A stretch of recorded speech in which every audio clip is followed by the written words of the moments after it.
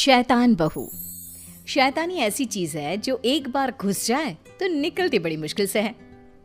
रीमा जी की बहू बिन्नी बहुत शांत मिजाज की थी, ना किसी से ज्यादा बात करती और ना ही किसी से ज्यादा मिलती जुलती। वैसे बहू अच्छी है, ज्यादा लपड़ तपड़ में नहीं रहती, कम बोलती है, कम सुनती है। नहीं तो पड़ोसन की बहू सारा दिन घर के बाहर लोगों का जमावड़ा लेकर खड़ी होती है। लेकिन रीमा को क्या पता था, जो शांत है वही असली तूफान का कारण बनने वाला है। माँ, मेरा शेविंग ब्लेड नहीं दिख रहा है, न जाने कहाँ चला गया। तभी ससुर की जोर से चिल्लाने की आवाज आती है। अरे भैया, अरे ये ब्लेड यहाँ किसने रखा? ये क्या, ब्लेड और वो भी ससुर जी की कुर्सी पर? लेकिन ये ब्लेड तो सन्नी के कमरे में होता है ना, वहां से कौन यहाँ रख देगा? अरे मुझे क्या पता, मैंने तो बस बहू को बोला था कि मेरी चेयर के पास चाय रख दे, मैं नहा कर आ ही रहा हूँ। अरे नहीं देख पाई होगी वो ब्लेड, वैसे भी आपने भी तो नहीं देखा ना, और बैठ गया ना उस पर, क्यों? हाँ ये तो है। लाइए पापा, अब ब्लेड मुझे दीजिए, मुझे शेविंग करनी है। बस अब क्या था, बहू बेचारी से बनकर घर में रहती, लेकिन कोई ना कोई खुराफात करती ही रहती। फिर एक दिन, आज तो मैं राजमा चावल बनाकर खिलाती हूँ बहू। वो क्या है ना, सन्नी को मेरे हाथ के राजमा पसंद है, तू खड़ी होकर देखना कैसे बनता है, ठीक है ना? लेकिन मुझे तो आता है राजमा बनाना मम्मी जी, मैं भला क्यों सीखूं? अरे चुप रह, सुना नहीं मैंने क्या कहा? सन्नी को मेरे हाथ के राजमा पसंद है इसलिए। ठीक है माँ जी, कल को आप मर जाती हैं तो कम से कम मैं उन्हें आपकी कमी तो नहीं होने दूंगी। चलिए आप ये राजमा बनाना मुझे सिखा ही दीजिए। ससुर सास बहू की बात सुन रहे थे, वो बहू की बात पर जोर से हंसते हैं। रीमा, दो जवाब बहू की बात का। हाँ जी, तो बात यह है कि सास इसलिए बहू को नहीं सिखाती कि वो मर जाए तो बहू बेटे को माँ की कमी महसूस ना होने दे, लेकिन मैं तुझे इसलिए सिखा रही हूँ क्योंकि अब से मैं आराम से बैठा करूंगी और घर में तू राजमा बनाएगी, समझी? बहू को सास की आराम परस्ती वाली सोच पर गुस्सा आ जाता है। बड़ा ये आराम करे, ये मलाई खाए, ये पार्टी करे, और मैं नौकरानी। अब बताती हूँ कि कैसे बनता है राजमा। सास तो राजमा बनाकर चली जाती है, बहू जल्दी से खुद किचन में खड़े खड़े ही खाना खाती है और फिर बचे खाने में ढेर सारा मिर्ची पाउडर डाल देती है। मेरा तो पेट फुल, अब पता चलेगा कैसे बनता है राजमा। सन्नी आता है और माँ प्लेट में बेटे को खाना देती है, लेकिन ये क्या, जैसे ही वो खाना खाता है, माँ पानी, पानी नहीं, चीनी, अरे चीनी भी नहीं, रसगुल्ला, माँ रसगुल्ला दे दे, बहुत तेज मिर्ची डाली है। हैं, ये क्या हो गया, मैंने तो थोड़ा सा मिर्च पाउडर डाला था। तभी दिखावा करती बहू भी वहां आ जाती है। माँ जी बहुत ज्यादा भूख लगी है, जल्दी से खाने को कुछ दे दो ना। ये रुको, मैं खुद ही ले लेती हूँ।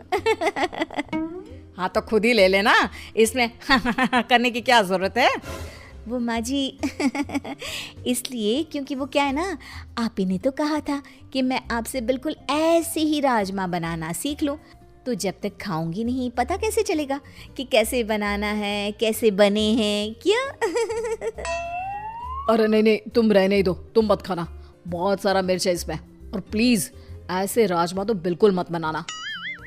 सास को बहुत गुस्सा आता है कि बेटा ऐसा कैसे बोल रहा है, भाई कल तक तो ऐसे ही राजमे को उंगली चाट चाट कर खाया करता था, लेकिन फिर भी ये सवाल रह गया कि मिर्च आई कहाँ से?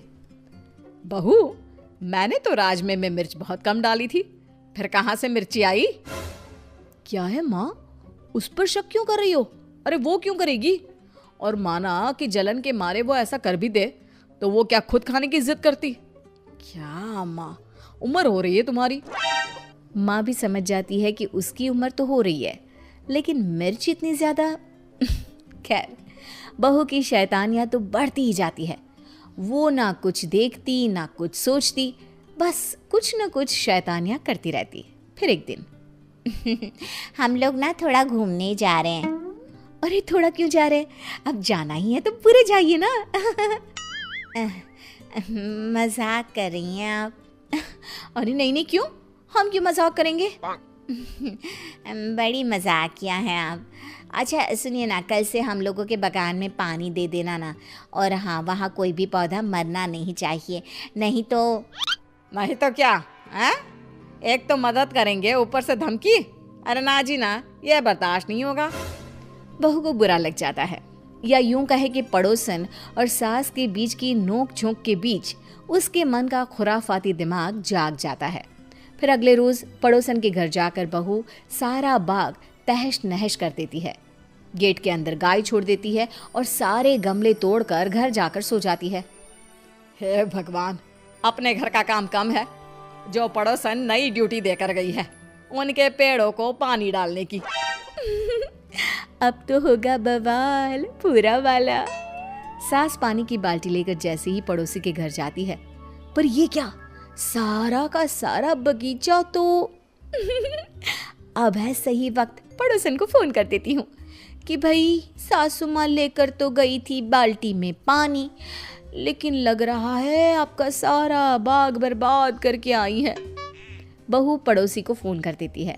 वो सारा दोष सास पर लगा देती है और फिर, आपने तो कल ही देखा था कैसे सासू माँ ने आपको कहा था। वैसे सासू माँ को ना ऐसा नहीं करना चाहिए था। हाय रे, रीमा ऐसी निकलेगी मैंने तो सोचा ही नहीं था। ये तो बहुत गलत बात है रीमा जी की। मेरा तो सारा बाग ही बर्बाद कर दिया। आती हूँ तब खबर लेती हूँ तेरी सास की। हाँ हाँ आंटी जी, और क्या, लेकिन ध्यान रहे मेरा नाम ना लेना। वो क्या है ना, मुझे तो उनके साथ ही रहना है। मैं तो बस आपकी शुभ चिंतक थी तो बता दिया।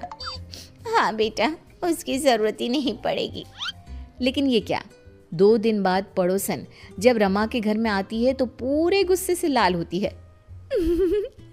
मज़ा आ गया, आज तो सासू माँ की ऐसी की तैसी होना तय है। लेकिन ये क्या, पड़ोसन तो सास को छोड़ बहू को खूब डांटती है। अरे क्या हो गया, आपका बाग खराब था तो मेरी बहू पर गुस्सा निकालने की जरूरत क्या है? वाह, बहू फोन करके सास को फंसाती है और सास बहू को बचाती है। बहू को अपनी गलती का एहसास तो हो रहा होता है, लेकिन पड़ोसी को बहू का खेल कैसे पता चला ये सोचकर वो हैरान होती है। मेरे घर में सीसीटीवी कैमरा लगा है, समझी? मुझे तेरा खेल तभी पता चल गया। बहू, तुझसे ये उम्मीद नहीं थी। मुझे माफ कर दे सासू माँ।